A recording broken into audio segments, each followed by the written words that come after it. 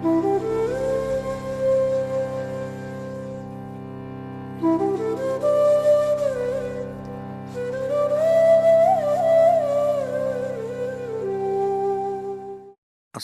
બળનો એટલો બધો બળવાન દાખલો છે કે 80 વર્ષની પાકટ વયના માજી 80 વર્ષની પાકટ વયના માજી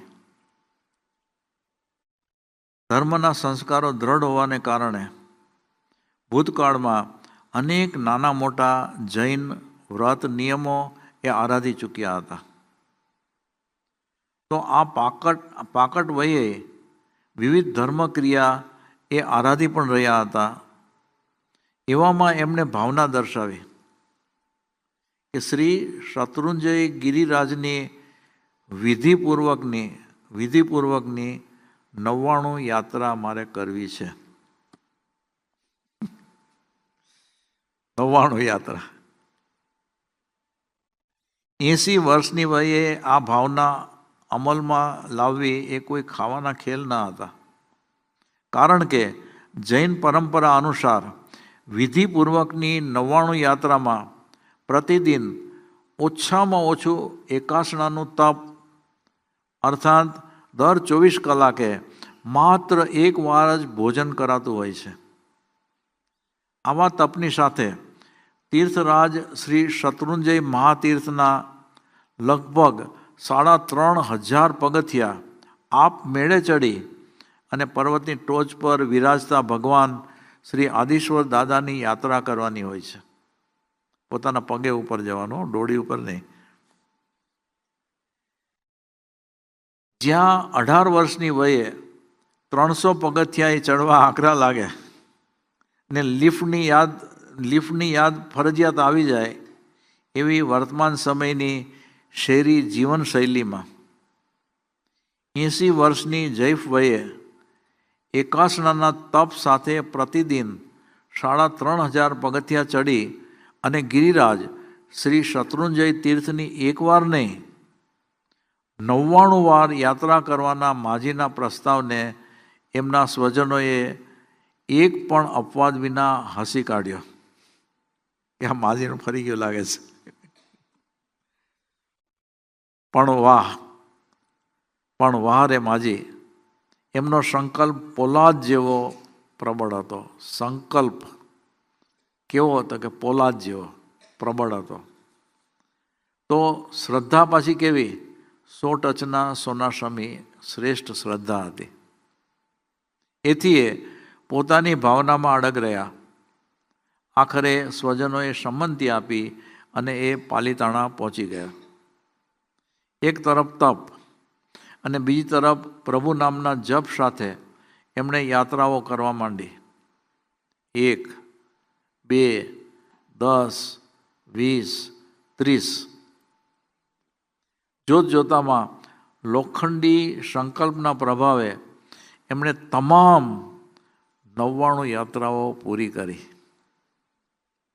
હવે એ પૂરી તો કરી, પણ એમાંય આ આશ્ચર્યજનક કમાલને ટક્કર મારે એવી અપ્રતિમ કમાલ એમણે એ દરમિયાન કરી કે સળંગ 2 દિવસ અન્નનો એક કણ કે પાણીનું બૂંદ પણ લીધા વિના અર્થાત 24 છઠ કરી અને શ્રી શત્રુંજય તીર્થની એ 2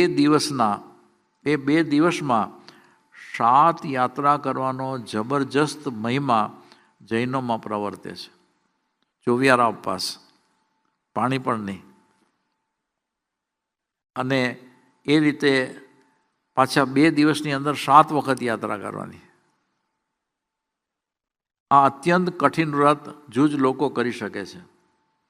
માજીએ 80મા વર્ષે આ 24 છઠ સાથેની 7 યાત્રાનો માજીને આ ભાવ પ્રગટ્યો અને એમણે એ ભાવ પણ અમલમાં મૂક્યો.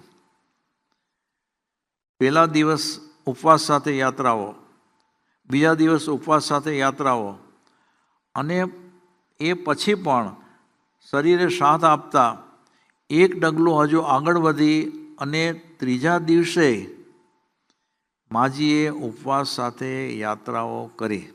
ત્રીજા દિવસે પણ અન્ન જળ લીધા વિનાના એ 3 દિવસો 24 અઠમમાં માજીએ કુલ મળી અને 12 યાત્રાઓ શ્રી શત્રુંજય તીર્થની કરી. અને પારણાના દિવસે પણ 13મી યાત્રા કરી અને પછી બપોરે 2 વાગે 1 ટંક ભોજનનું એકાશનું કર્યું. 2 વાગ્યા પછી ઘડીભર દિમાગ માનવાય તૈયાર ન થાય એવી આ દિલ ન્યોછાવર કરી દેવાનું મન થઈ જાય એવી આ અનુપમ ઘટનામાં પ્રભુ કૃપાના પ્રભાવની જેમ સંકલ્પના જ્યેષ્ઠ બળને પણ ફરીથી લઉં છું કે પ્રભુ કૃપાના પ્રભાવથી જેમ સંકલ્પના જ્યેષ્ઠ બળનો પણ ચોક્કસ અનુભવ થાય છે. આવો આપણે પણ આવું શ્રેષ્ઠ અને શુભ સંકલ્પ બળ કેળવી અને પ્રભુને કહીએ કે પ્રેમાળ નિશ્ચય મારો, તારી બંદગી એ જિંદગી, પ્રભુ તારી ભક્તિમાં મારો શ્વાસ અને વિશ્વાસ રહે. પ્રભુ તારી ભક્તિમાં મારો શ્વાસ અને વિશ્વાસ રહે. આ સંકલ્પ બળની અદ્ભુત શક્તિનો આપણે દાખલો જોયો.